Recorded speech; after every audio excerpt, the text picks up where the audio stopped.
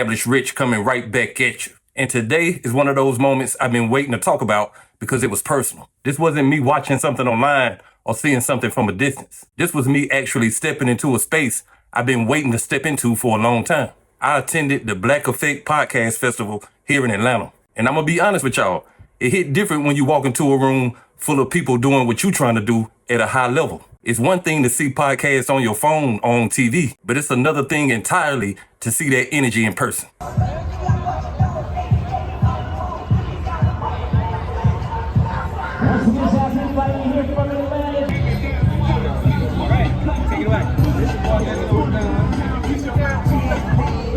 What up, world? Established Rich coming right back at you. We at the Black Effect Podcast Festival, and I got... Man, that ain't my business. But let's talk about it. But let's talk about it. Man, live all the way from Shreveport business. Shreveport business. Get in with me. Get in with me. That ain't my business. That ain't my business. But let's talk about it. But let's talk about it. Established Rich will be back with more from the Black Effect Network Podcast Festival. So these are the type of perspectives that are not getting shared with a lot of our black men out here. We got a lot of people in their 50s in the hip hop community that still promoting gang banging and selling drugs to our youth. So Established Rich is the place where you come to get informed, but most importantly, to be respected, to be intelligent, to be creative, and to be honest. Established Rich, don't forget it. You're coming. Yes. You are going to hold on to your legs corner.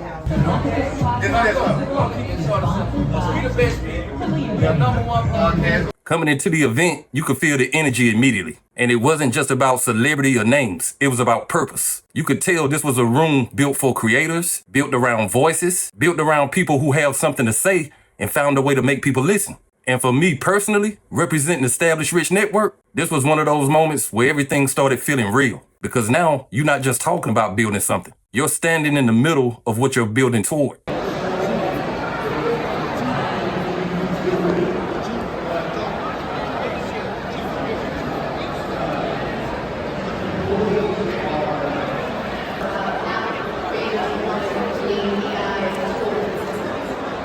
Because of the extremely high cost of building out these models and how much money is being invested by the major players, it would need to be known that we all support that.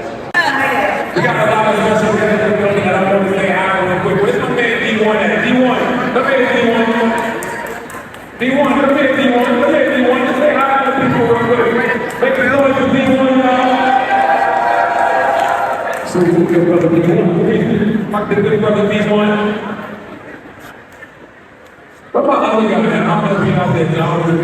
No, sit down, D1. I just want you to say what's up. Say what's up. I want you to say what's up. Wait, look at this sister, Cheryl Underwood. Just Cheryl Underwood, come in. Make some noise for Cheryl Underwood, y'all. Cheryl Underwood. Now, Cheryl, you sit down. She said, what are you doing? You sit down. You sit down. What are they doing? What are they doing?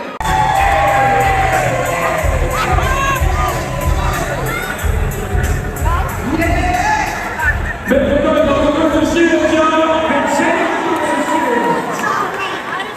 It's gotta be as small as we talk. I can talk out down and smack their beard. You know what I'm talking about? You know, that's always the little person want to talk shit. And then when you go looking at back up, that's gonna be my back. Like, who you looking at? Get her, girl. Get her. how you feeling, Miss Shields?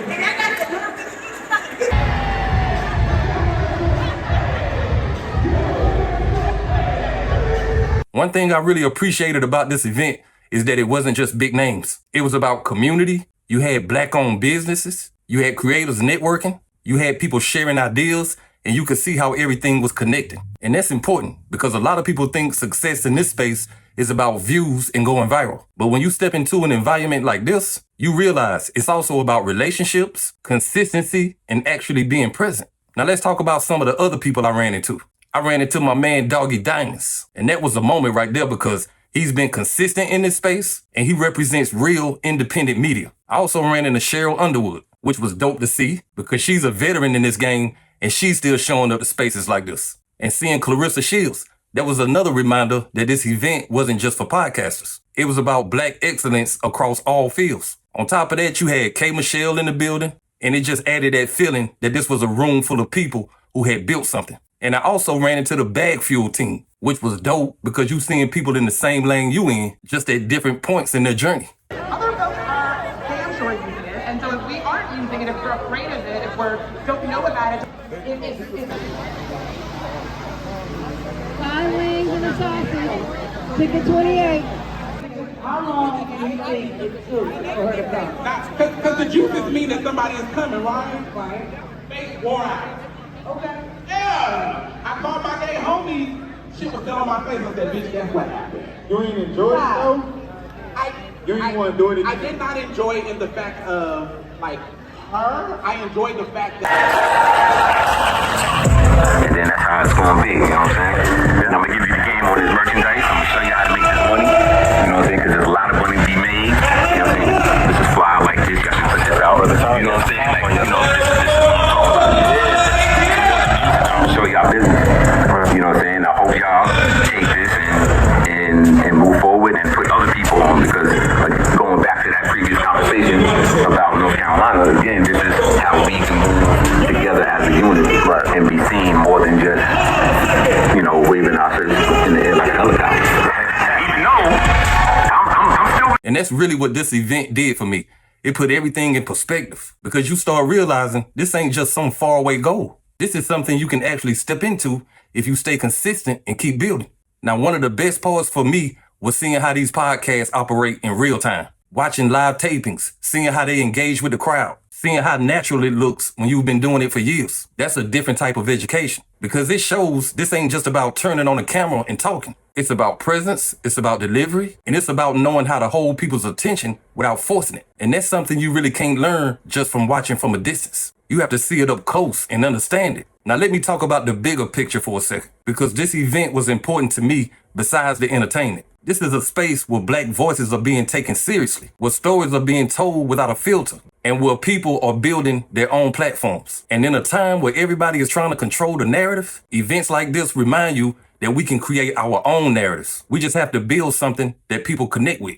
Now, for me personally, this event did something simple but important. It confirmed that I'm in the right space. It confirmed that R.I.C.H is not just an idea. And that's a different type of motivation when you see it in real life instead of on your phone. And I'm gonna be real with y'all. When you leave an event like this, you don't just leave with memories. You leave with a different level of focus, because now you've seen what's possible and you can't unsee it. So now it's about execution. Now it's about consistency. Now it's about taking everything I saw and applying it to what I'm building. And that's why I'm glad I went. Not just for the names, not just for the experience, but for the clarity it gave me. Because sometimes you don't need somebody to tell you what to do next. You just need to see where you're going up close. But hey, that's just my opinion. What's yours? Like, comment, subscribe. R.I.C.H. I'll be back with another one. Peace.